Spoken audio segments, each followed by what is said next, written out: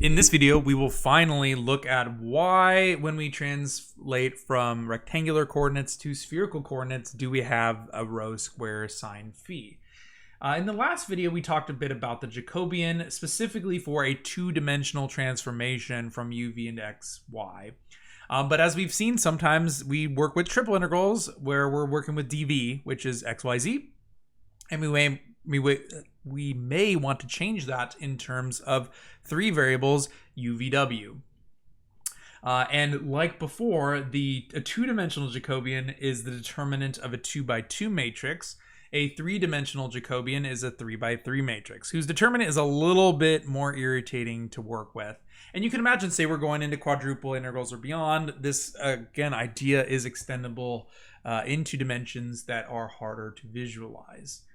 But just like we did in the previous video, we can solve the Jacobian, which is this transformative variable, and it allows us to take x, y, z and go into whatever variables we want as long as we multiply by the absolute value of that transformation, the Jacobian of the transformation, that is.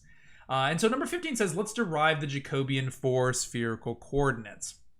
And so in order to do this, we need to remember, okay, well, what are the formulas for our spherical transformation? And so let's write those out. Reminder that x is equal to rho sine phi cosine theta. Y is equal to rho sine phi sine theta. Z is equal to rho cosine phi, which I just have memorized because I've taught this course a few times and it just sort of has been ingrained, but we kind of went through all of that reasoning in class a week or so ago.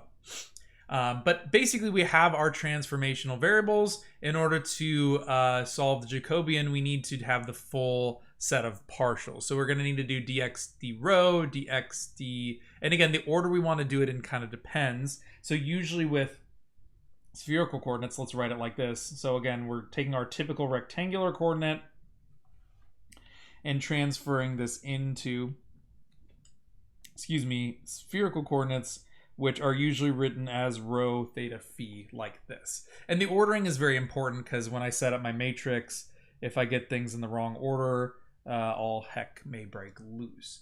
But again, it's going to go x rho, x phi, x theta. So again, this first row will be those partial derivatives. Let's do it.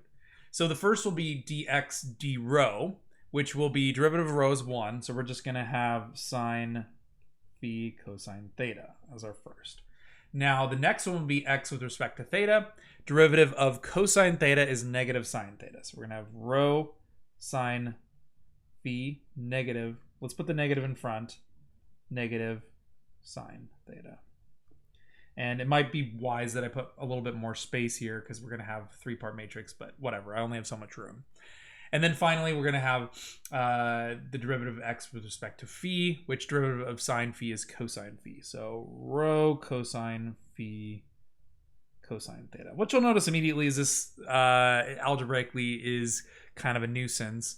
And it's kind of awesome that it actually ends up being as simple as it does. But let's do the derivation so we can kind of get into y. Again, now next we're going to do y with respect to rho theta phi. So y with respect to rho will just be 1 sine phi sine theta. And maybe it's helpful just to finish off all of our derivatives with respect to rho first. Because if we do z with respect to rho, we're just going to have cosine phi down there. Now going into theta, doing the next one with respect to theta would be cosine theta. So I'm going to have rho sine phi cosine theta.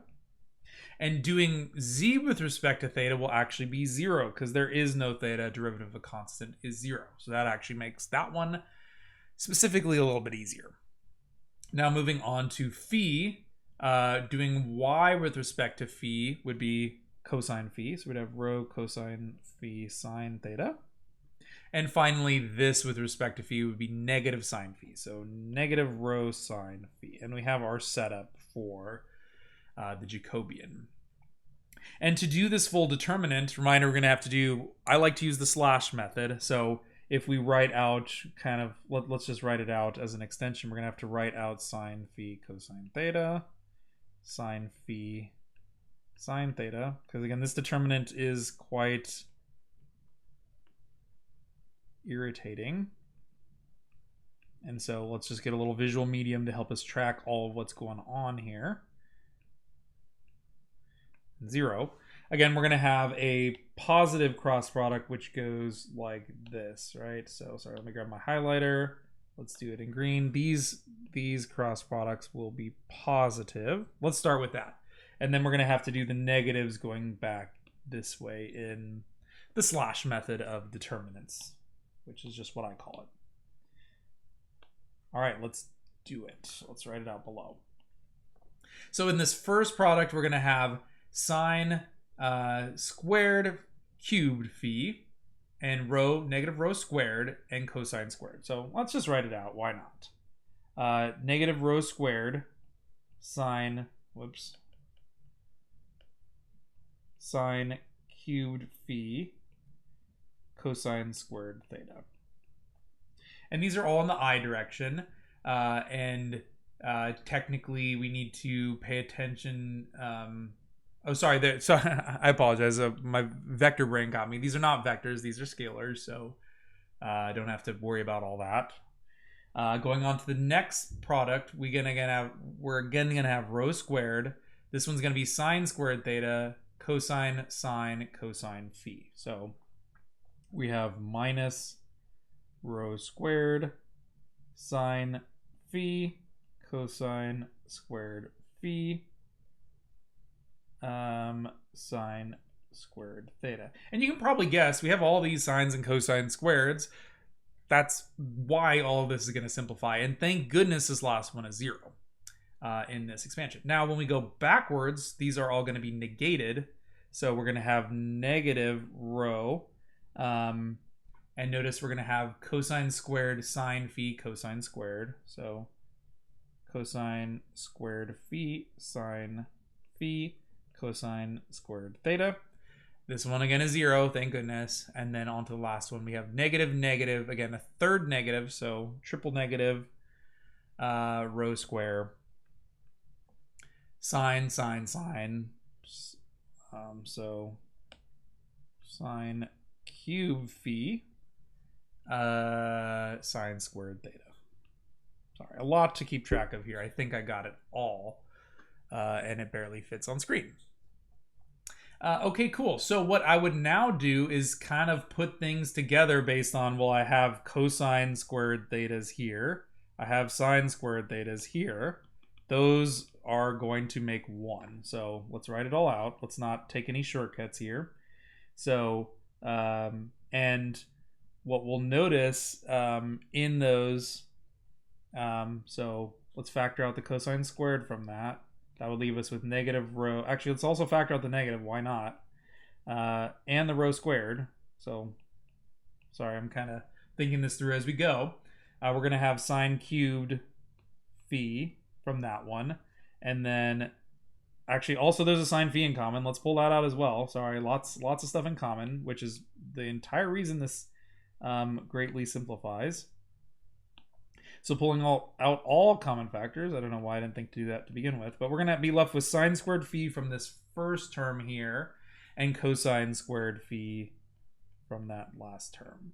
Now moving on to the ones that I have dotted underlined, again, between these two, we again have a common negative, we have a common rho squared, we have a common sine squared theta, we have a common, there's something else, right? There's a common sine phi once again. And what's left over in there is cosine squared phi, sine squared phi. And beautifully, we have a sine squared plus cosine squared phi, which by trigonometry is always 1, as is this. So we get, thankfully, this is all 1. That's also all 1. And what we're left with is, similarly, common stuff.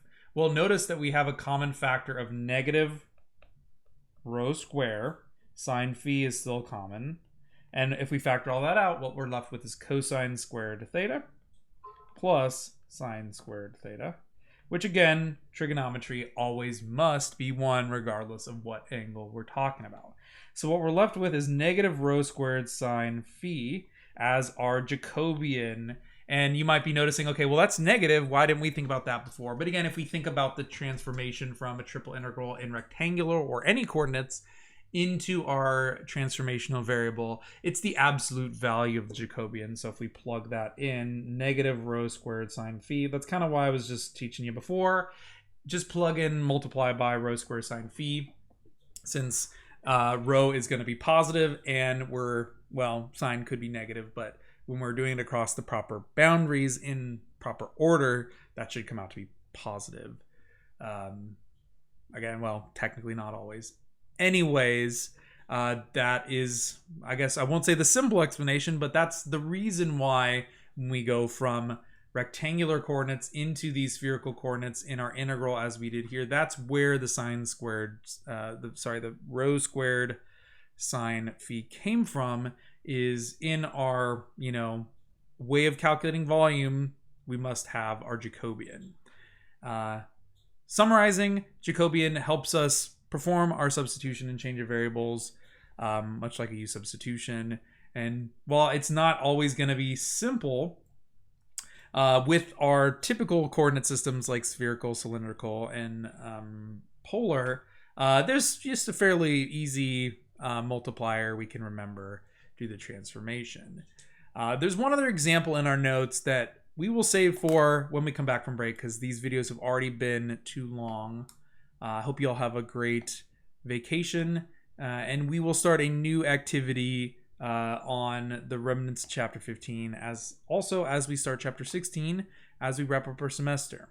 Anyways, have a good rest of your day.